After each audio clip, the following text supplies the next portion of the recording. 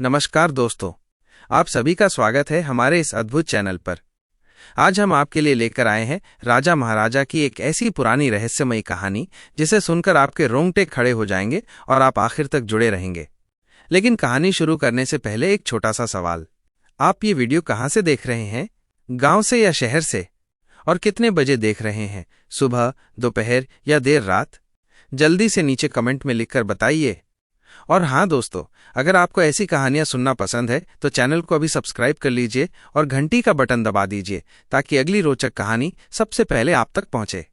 तो चलिए बिना समय गंवाए चलते हैं उस दौर में जहां महलों की दीवारों के पीछे छुपे थे षड्यंत्र, साधुओं के पास थे अद्भुत रहस्य और युद्ध भूमि में गूंजती थी तलवारों की टंकार। शुरू करते हैं। बहुत समय पहले जब भारत भूमि छोटे छोटे राज्यों में बंटी हुई थी, तब हर राज्य का अपना एक राजा और अपनी अलग संस्कृति हुआ करती थी। उन दिनों राजा सिर्फ शासक ही नहीं बल्कि जनता के रक्षक, न्याय के प्रतीक और कभी कभी भगवान का रूप माने जाते थे। ये कथा है एक ऐसे ही महान राजा की, महाराज विक्रमादित्य की, जिन्होंने अपने पराक्रम, बुद्धिमानी और न्यायप्रियता से इतिहास के पन्नों पर अमर छाप छोड़ी। उनके समय में सत्ता के लिए षड्यंत्र होते थे, राज्य पर आक्रमण होते थे, साधु संत वरदान और श्राप दिया करते थे और भाग्य बार बार मनुष्य की परीक्षा लेता था। राजा विक्रम का राज्य अभिराज्य कहलाता था। ये राज्य विशाल पर्वतों, हरे भरे जंगलों और पवित्र नदियों से घिरा हुआ था।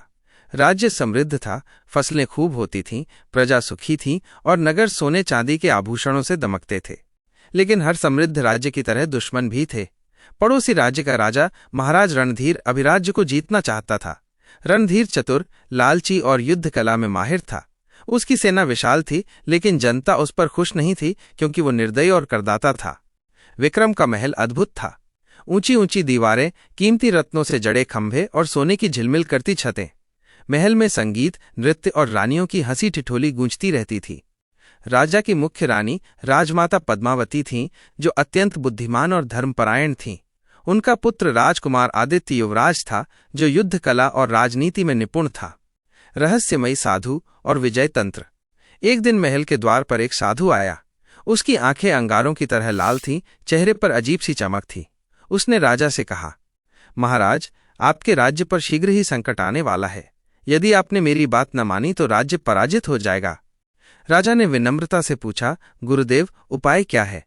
साधु बोला, आज मध्यरात्रि को राजमहल के पीछे स्थित पुराने श्मशान में आपको मुझसे मिलना होगा। वहां मैं आपको एक रहस्य बताऊंगा।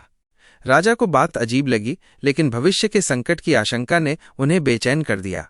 आधी रात राजा साधु के पास पहुंचे। चारों ओर चिता की राख और भयानक सन्नाटा। साधु ने उन्हें एक प्राचीन ग्रंथ दिया और कहा, ये विजय तंत्र है।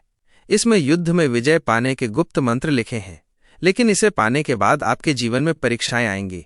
जो इस ग्रंथ के रहस्य को समझ लेगा वही सच्चा सम्राट कहलाएगा।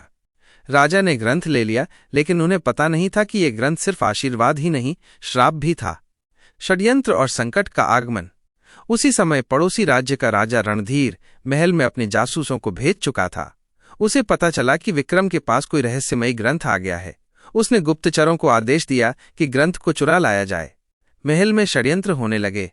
राजा के ही दरबार में एक मंत्री विराधन गुप्त रूप से रणधीर का समर्थक था। वो रोज राजा की गतिविधियां रणधीर को भेजता। राजकुमार आदित्य ने एक रात सपना देखा। उसने देखा कि एक विशाल युद्ध हो रहा है, रक्त की नदियां बह रही हैं और स्वयं वो रणभूमि में अकेला खड़ा है। अचानक आकाश से एक आवाज आई, विजय तंत्र का रहस्य खोलो, तभी राज्य सुरक्षित रहेगा। राजकुमार ने पिता से कहा कि ये कोई साधारण सपना नहीं बल्कि देववाणी है। इधर रणधीर ने अपनी विशाल सेना को अभिराज्य की सीमा पर ला खड़ा किया। उसकी योजना थी कि फसल कटाई के समय हमला किया जाए ताकि राज्य की समृद्धि नष्ट हो। महासंग्राम और अंतिम रहस्य। राजा विक्रम ने भी सेना तैयार की। हाथियों पर सोने की जंजीरें, घोड़े सजाए गए, सैनिकों को कवच और तलवारें दी गईं। युद्ध शुरू होने से ठीक पहले साधु पुनः प्रकट हुआ। उसने राजा को बताया, महाराज, विजय तंत्र का रहस्य सिर्फ शस्त्रों में नहीं बल्कि धर्म और न्याय में है। यदि आप जनता का साथ देंगे तो सबसे बड़ी सेना भी आपका कुछ नहीं बिगाड़ पाएगी। राजा ने ये समझकर करों में छूट दी, जनता को युद्ध के लिए संगठित किया और हर गांव से स्वयंसेवक बुलाए। युद्ध का दिन आया। रणधीर की सेना दोगुनी थी, लेकिन अभिराज्य की प्रजा और सैनिक राजा के लिए प्राण देने को तैयार थे। युद्ध भूमि पर घोर संग्राम हुआ। तलवारें टकराईं, भाले गड़े, हाथी गरजे। राजकुमार आदित्य ने अद्भुत पराक्रम दिखाया। उसने रणधीर को अकेले द्वंद्व युद्ध में चुनौती दी। दोनों में घंटों तक भयंकर युद्ध हुआ। अंततः आदित्य ने रणधीर को परास्त कर दिया। न्याय और स्वर्ण युग। युद्ध जीतने के बाद महल में उत्सव हुआ, लेकिन तभी सच्चाई सामने आई कि मंत्री विराधन गद्दार है। उसने रणधीर को राज्य के रहस्य बताए थे। राजा ने उसे मृत्यु दंड देने का आदेश दिया, लेकिन रानी पद्मावती ने कहा, महाराज, मृत्यु दंड समाधान नहीं है। यदि आप इसे जीवन दान देंगे तो ये अपने पापों का प्रायश्चित करेगा। राजा ने मंत्री को निर्वासित कर दिया। अंतिम रहस्य माइनस साधु का वरदान।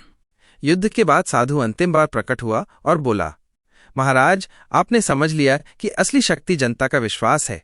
यही विजय तंत्र का सार है। अब मैं आपको आशीर्वाद देता हूं, आपका राज्य सदियों तक सुरक्षित रहेगा। इतना कहकर साधु अदृश्य हो गया। महाराज विक्रम और राजकुमार आदित्य के पराक्रम से अभिराज स्वर्ण युग में प्रवेश कर गया। लोग आज भी कहते हैं कि जब कोई राजा प्रजा के साथ न्याय करता है तो साधु का आशीर्वाद उसे मिल ही जाता है।